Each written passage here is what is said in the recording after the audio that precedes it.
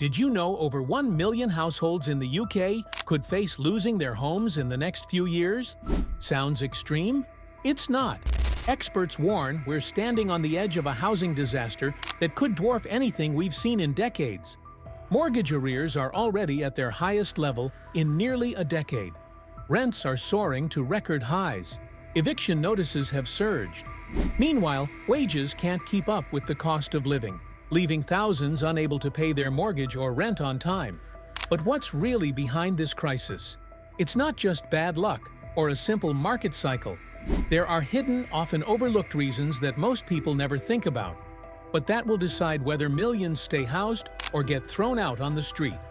From rising interest rates and a broken social housing system to hidden debt and policy chaos, we're about to uncover 10 powerful reasons why Britain's housing crisis is spiraling out of control. Some of these reasons might shock you, others might make you angry, but understanding them is the first step to protecting yourself and demanding real change. So stick around. By the end of this video, you'll know exactly why so many Brits could lose their homes and what you can do to stay ahead of the crisis. Number 1. Soaring interest rates. Let's start with one of the biggest and most immediate threats: soaring interest rates. If you have a mortgage, you've probably already felt the pain. The Bank of England has been hiking rates to fight inflation, and in just 2 years, the base rate shot up from near zero to over 5%. That sounds like a dry statistic, but for homeowners, it's devastating. Imagine your monthly payments suddenly jumping by hundreds, even thousands of pounds. Many families signed ultra-low-rate deals in 2020 to 2021. Now those deals are expiring, and they're being forced onto much higher rates. A typical household with a £200,000 mortgage could see annual repayments rise by £3,000 to £4,000. According to UK Finance, over 1.4 million households will roll off fixed-rate deals this year alone. Many are in for a brutal shock. Some simply won't be able to pay. Repossession warnings have surged by over 40% in a year. That's not a vague prediction, it's happening right now. And it doesn't just hit homeowners. Landlords facing higher mortgage costs often pass those hikes straight onto renters. That means rent inflation, bidding wars, and more families pushed to the brink.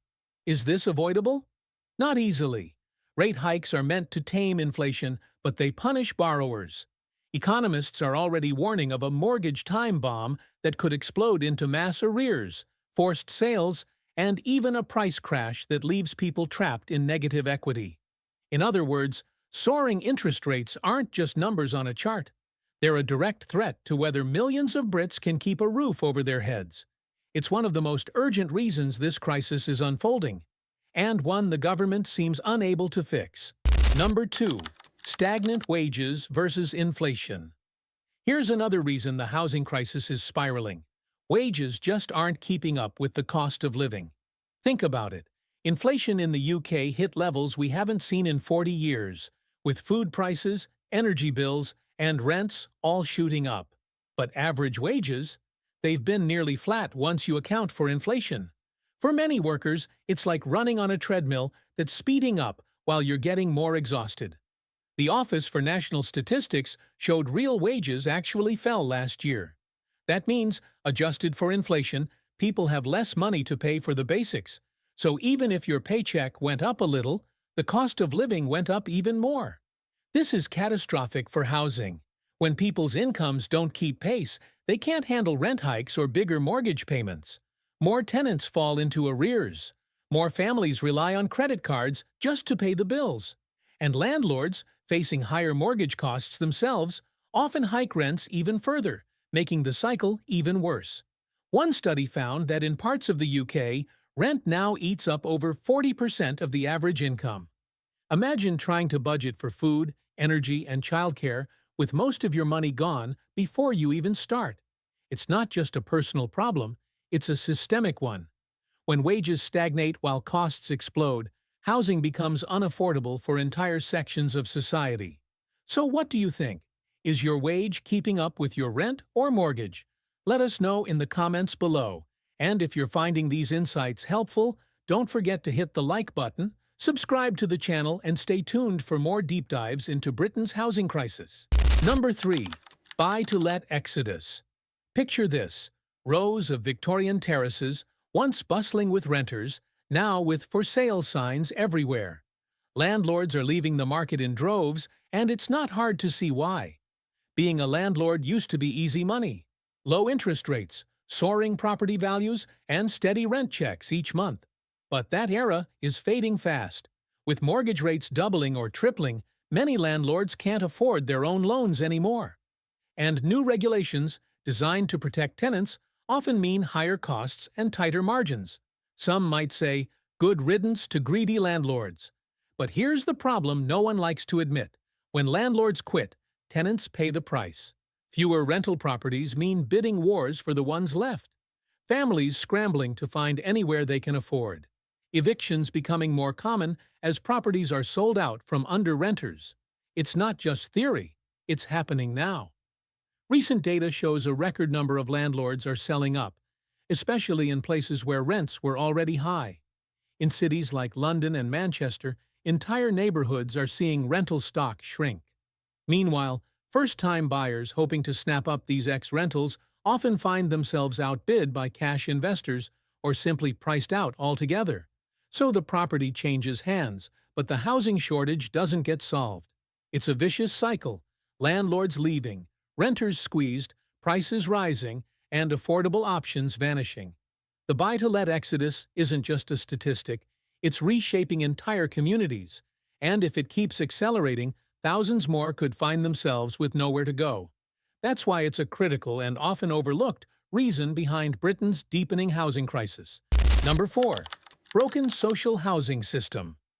Let's talk about the part of the housing crisis most politicians love to promise they'll fix, but rarely do: social housing. For decades, the UK's social housing safety net has been quietly crumbling. Councils used to build homes for working families who couldn't afford private rents, but those days are mostly gone. Since the 1980s, millions of council homes were sold off under right to buy and barely replaced. Today, waiting lists are staggering. Hundreds of thousands of families are stuck for years in cramped temporary accommodation or overpriced private rentals because there's simply nowhere else to go. Imagine raising children in a single hotel room for months on end. That's the reality for many. And it's not just a numbers problem. The existing social housing stock is often aging and in poor condition. Damp, mold, unsafe electrics, issues that can make life miserable, even dangerous.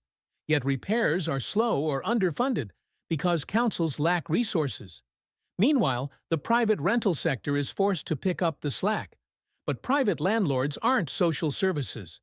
Rents are higher, tenancies less secure, and evictions more common. It's an unstable patchwork that fails the people who need stability most. Many experts say the solution is obvious: build more truly affordable homes. But funding is scarce. Political will is weaker still. Every year targets are missed, and every year the crisis grows. It's hard to overstate this problem. A broken social housing system doesn't just hurt those on the margins. It pushes everyone up the ladder into more expensive, more competitive housing. Until this foundation is fixed, the entire market remains fragile, and more families face losing the security of a real home. Number 5. Planning restrictions and NIMBYism. Here's something that doesn't get enough blame: the planning system itself. On paper, the UK desperately needs more homes.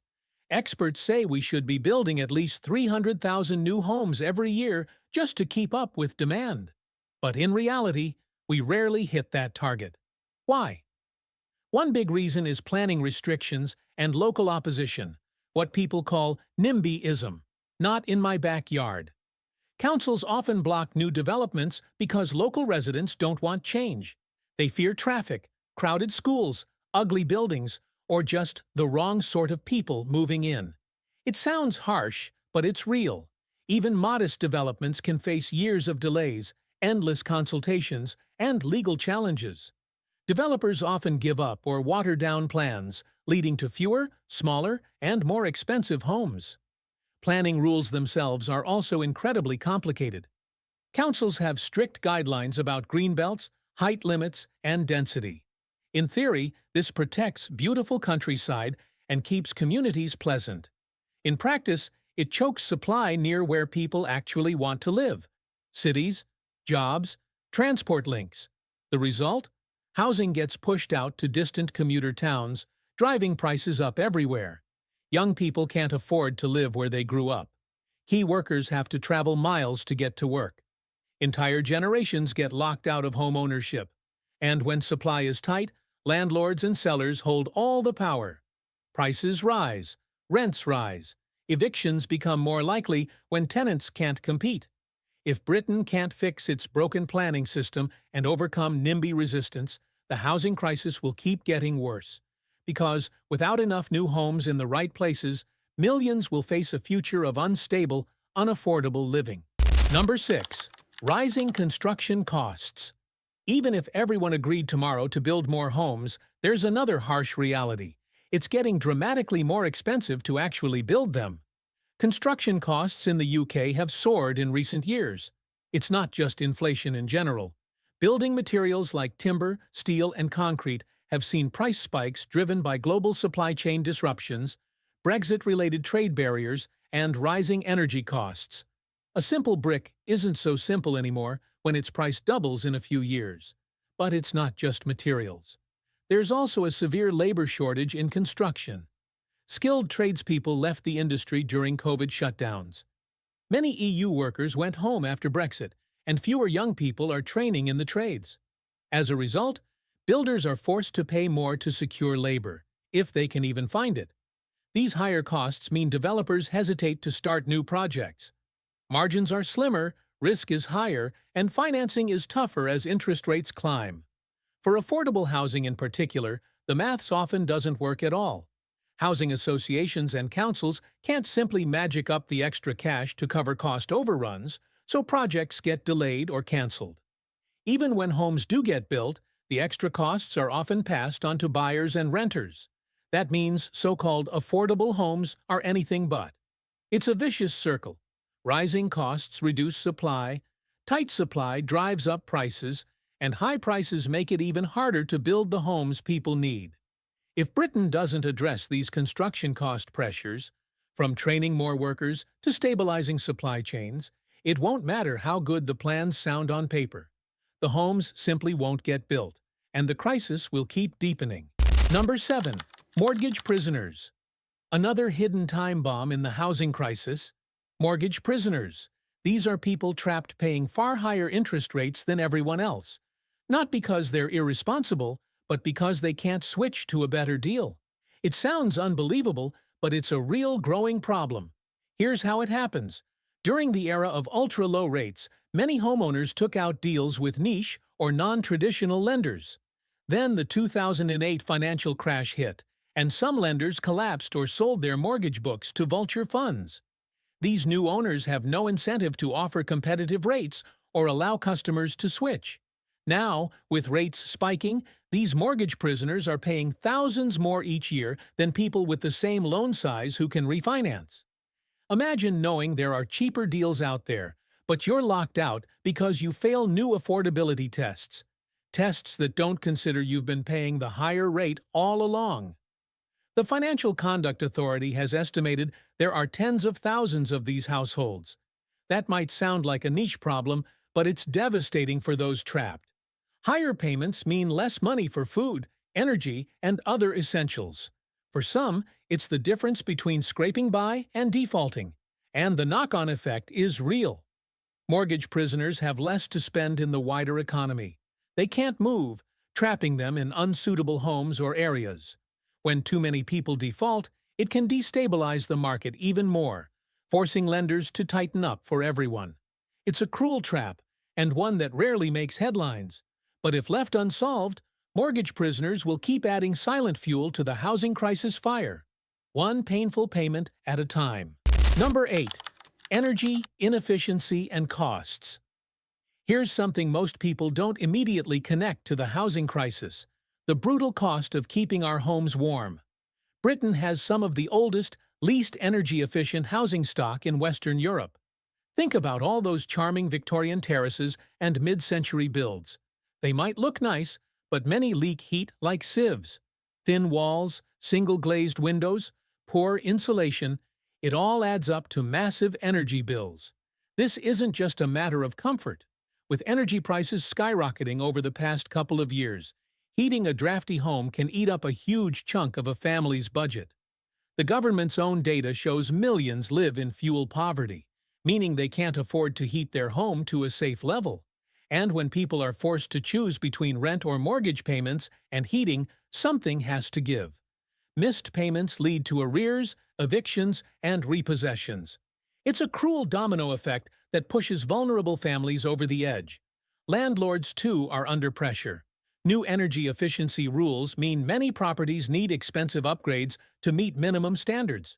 Some landlords simply choose to sell up instead, reducing rental stock even further and pushing rents higher. Meanwhile, government schemes to improve efficiency often fall short, either underfunded or too complex for many to navigate.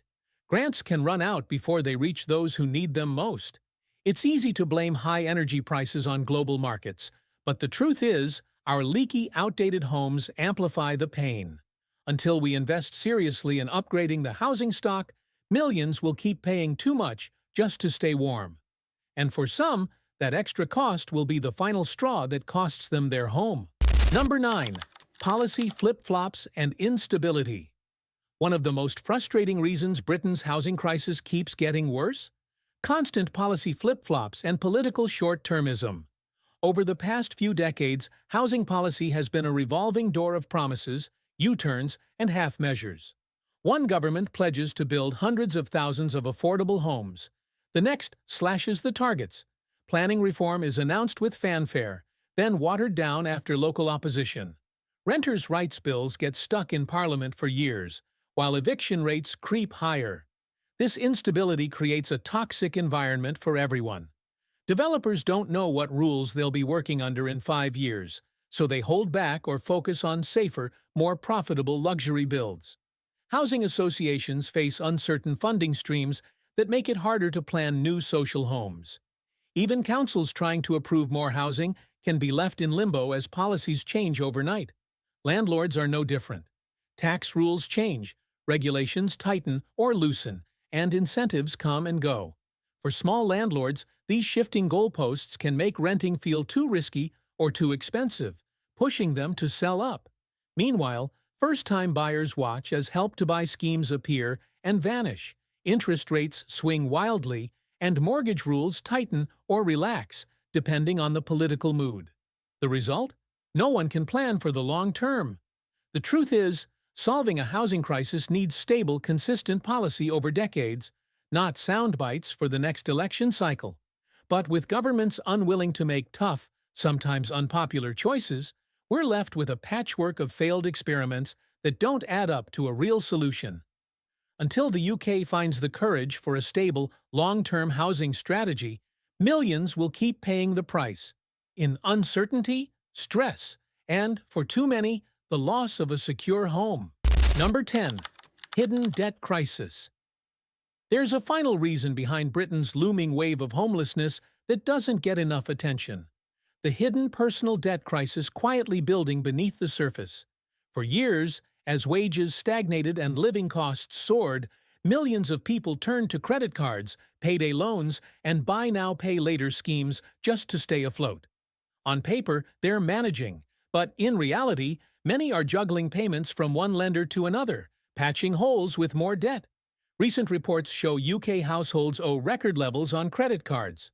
And it's not for luxuries, it's for essentials: food, energy bills, and, yes, housing costs. When even a small financial shock hits, a rent hike, a broken boiler, or an interest rate rise, there's no cushion. The debt pile collapses, and this debt doesn't stay hidden forever. Once people start missing payments, the penalties stack up fast. Interest rates on credit cards and personal loans are often eye-watering. A family that was just scraping by can suddenly face demands they can't meet, leading to court orders, bailiffs, and even eviction notices. Landlords and lenders see the risk, too. Many are tightening their requirements, making it harder for those with even minor credit problems to find a home or refinance a mortgage. It becomes a vicious cycle. Debt leads to housing insecurity, and housing insecurity leads to more debt. It's easy to blame individual choices, but the truth is, the system all but encouraged people to borrow to cope with stagnant wages and rising costs. And now, that hidden mountain of personal debt is turning into a tidal wave of evictions and repossessions. If we ignore this debt crisis, we're ignoring one of the most dangerous drivers of Britain's housing emergency, and one that could force even more people from their homes in the years to come. Which of these reasons do you think is the most urgent to fix? Drop your thoughts below. I read every single comment. If you found this eye-opening, check out our last video for even more insights. We put a lot of work into bringing you these stories, so please support us with just one click by subscribing to the channel. It really means the world to us.